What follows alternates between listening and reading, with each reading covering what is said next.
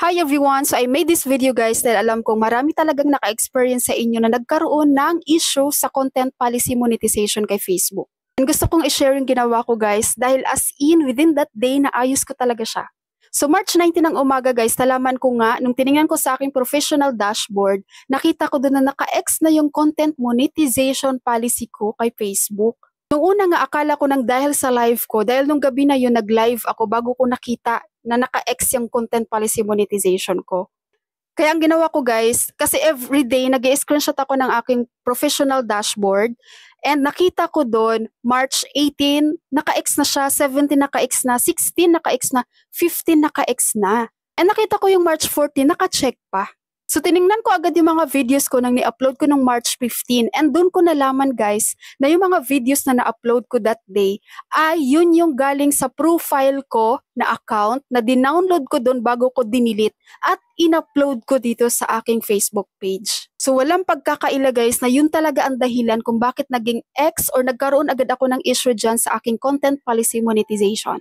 Ang ginawa ko, dinilit ko talaga lahat ng mga videos na in-upload ko na galing doon sa aking profile. Pagkatapos kong ma-delete yun guys, nag-report a problem agad ako kay Meta. So, pinuntahan ko lang yung help support, report a problem, continue to report a problem, include din pages. So dito guys, in-attach ko yung screenshot ko na professional dashboard, yung katulad nito na naka-X yung monetization policy.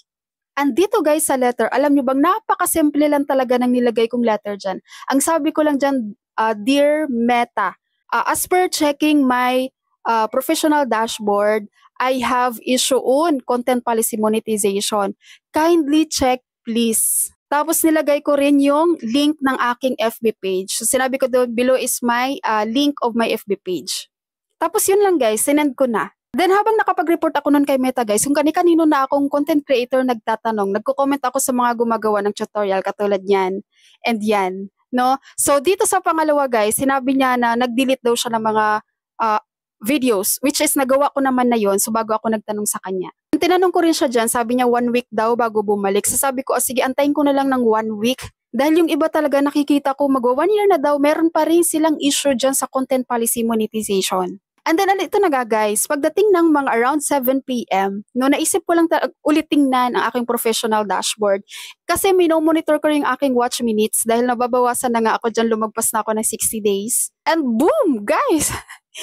Diba? Nag-check, nag-green na ulit yung aking content policy monetization. Kaya sobrang saya ko talaga dyan.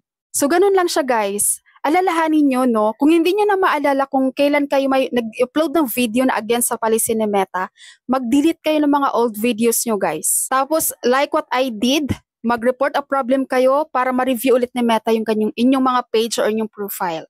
Okay? So, yun lang. Sana ay natutunan kayo sa aking video for today.